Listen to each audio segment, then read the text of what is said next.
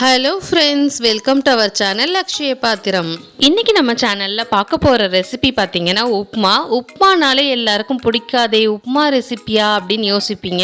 ஆனால் இந்த உப்மா ரெசிபி பார்த்தீங்கன்னா கல்யாண வீடுகள்லாம் செய்வாங்க இல்லையா, டிஃபன் பிரேக்ஃபாஸ்ட்டுக்கு நைட்டு டின்னருக்கு கொடுப்பாங்க. அந்த ஸ்டைலில் இந்த உப்மா இதை மாதிரி செஞ்சு பார்த்தீங்கன்னா உப்மா பிடிக்காதவங்க கூட விருப்பப்பட்டு சாப்பிடுவாங்க. இந்த ஸ்டைல் உப்மா பார்த்தீங்கன்னா கிச்சடி மாதிரியும் இருக்காது, உப்மா மாதிரியும் இருக்காது. ரெண்டுத்துக்கும் நடுவில் நம்ம கல்யாண வீடுகள்லாம் ரொம்ப விரும்பி சாப்பிடக்கூடிய ஒரு டைப் தான்.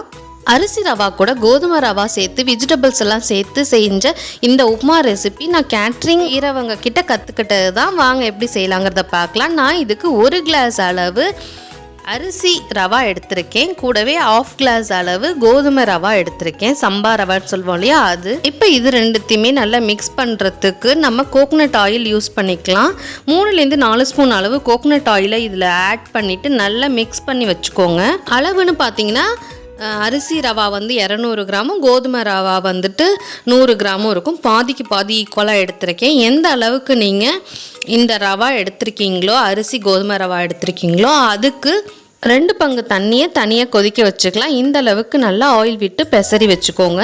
இப்போ அடுப்பில் ஒரு கடாய் வச்சுட்டு 3 ஸ்பூன் அளவு குக்கிங் ஆயில் ஆட் பண்ணிக்கலாம். ஆயில் நல்லா சூடானதுக்கப்புறம் 1 ஸ்பூன் அளவு கடுகு, 3 ஸ்பூன் அளவு கடலைப்பருப்பு ஆட் பண்ணிவிட்டு கடுகு நல்லா பொரிஞ்சதுக்கப்புறம் 1 ஸ்பூன் அளவு உளுத்தம்பருப்பு ஆட் பண்ணிக்கோங்க.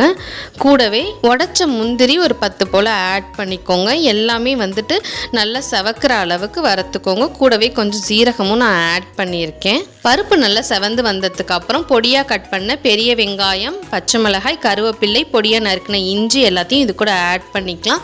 வெங்காயம் ஒரு 3 வெங்காயம் பொடியாக கட் பண்ணி ஆட் பண்ணிக்கோங்க. காரத்துக்கு தான் பச்சை மிளகாய் 3 மிளகாய் ஆட் பண்ணால் போதும். இது கூடவே கேரட், பீன்ஸ், உருளைக்கிழங்கு எல்லாமே ஒரு கப் நான் ஆட் பண்ணியிருக்கேன். எல்லாத்தையுமே இந்த எண்ணெயிலேயே சேர்த்து நல்லா வதக்கிக்கோங்க. அந்த சைடு பார்த்தீங்கன்னா நமக்கு தண்ணி கொதிச்சிட்ருக்குது. இப்போ இது கூடவே நம்ம ஆயில் ஊற்றி பெரட்டி வச்சுருக்கிற அந்த அரிசி கோதுமை ரவாயை இதில் ஆட் பண்ணிக்க போகிறோம். வெஜிடபிள்ஸ்லாம் எண்ணெயிலேயே நல்லா ஃப்ரை ஆகிடுச்சு. இப்போ நம்ம தேங்காய் எண்ணெய் ஊற்றி பெரட்டி வச்சுருக்கிற இந்த ரவாயும் இதில் ஆட் பண்ணி இந்த எண்ணெயிலேயே நல்லா வறுத்துக்கோங்க. இந்த மாதிரி செய்யும்போது உங்களுக்கு நல்ல பொலன்னு உதிரியாக கிடைக்கும். ஓரளவுக்கு வறுத்ததுக்கு அப்புறம் நம்ம கொதிக்க வச்சுருக்கிற தண்ணியை நீங்கள் இதில் ஆட் பண்ணிக்கலாம். எவ்வளோ ரவா எடுக்கிறீங்களோ அதில் 2 பங்கு அளவு தண்ணி தான் நான் தனியாக கொதிக்க வச்சுருக்கேன். தண்ணி கூட ரவாயெல்லாம் நல்லா மிக்ஸ் பண்ணிவிட்டு நம்ம உப்மாவுக்கு தேவையான அளவு உப்பு ஆட் பண்ணிக்கலாம்.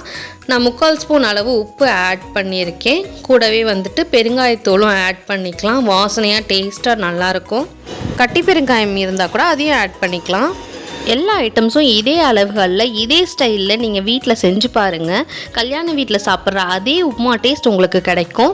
எல்லாத்தையும் நல்லா மிக்ஸ் பண்ணி விட்டுட்டு 10 மினிட்ஸ் மூடி போட்டு நல்லா வேக வச்சுருங்க. 7 மினிட்ஸ் ஃபுல் ஃப்ளேமில் வச்சு வேக வைங்க. அதுக்கப்புறம் 3 மினிட்ஸ் மூடி போட்டு ஸ்லோவில் வச்சு வேக வச்சுருங்க. அப்போ தான் உங்களுக்கு நல்ல குலைவாக உதிரியாக உப்மா கிடைக்கும். இப்போ பார்த்தீங்கன்னா நல்ல உப்மா வெந்து சூப்பராக இருக்குது. இது மேலே கொத்தமல்லி இலைகளை நம்ம தூவிடலாம். தூவிட்டு லைட்டாக பெரட்டி விடுங்க. ஒரு ஸ்பூன் ஆயில் விட்டு நீங்கள் லைட்டாக பெரட்டி விடுங்க. அப்போ நமக்கு இன்னும் கொஞ்சம் அடியில் இருக்கிறதுலாம் நல்லா மேலே உதிரியாக நமக்கு உப்புமா கிடைக்கும். இந்த ஸ்டைல் உப்புமா பார்த்தீங்கன்னா அரிசி உப்புமா மாதிரியும் இருக்காது, கோதுமை ரவா உப்புமா மாதிரியும் இருக்காது. ரெண்டுத்துமே மிக்ஸ் பண்ணி அதோடைய டேஸ்ட் வெஜிடபிள்ஸ்லாம் ஆட் பண்ணதுக்கப்புறம் சூப்பராக வேறு லெவலில் இருக்கும். உங்களுக்கு உப்புமா பிடிக்காதவங்க கூட கிச்சடி மாதிரி டேஸ்ட்டாக இருக்கே அப்படின்னு சொல்லி சாப்பிடுவாங்க. இதுக்கு மோஸ்ட்லி தேங்காய் சட்னி தான் எல்லோரும் வைப்பாங்க. நான் தக்காளி குழம்பு வச்சுருக்கேன். இந்த தக்காளி குழம்பு பார்த்திங்கன்னா ரொம்ப டேஸ்ட்டாக நல்லாயிருக்கும். இந்த ரெசிபி ஆல்ரெடி நம்ம சேனலில் அப்லோட் பண்ணியிருக்கோம். பருப்பு இல்லாத 1 பாட் ஈஸி ரோட்டுக்கடை தக்காளி டிஃபன் சாம்பார் ரெசிபி லிங்க் டிஸ்கிரிப்ஷனில் தரேன். விருப்பம் இருந்தால் பாருங்கள். நீங்களும் இந்த உப்புமா ரெசிபி உங்கள் வீட்டில் ட்ரை பண்ணி பார்த்துட்டு எனக்கு சொல்லுங்கள். லைக் பண்ணுங்கள், ஷேர் பண்ணுங்கள், சப்ஸ்கிரைப் பண்ணுங்கள். எங்கள் சுவை உங்கள் வீடுகளில்.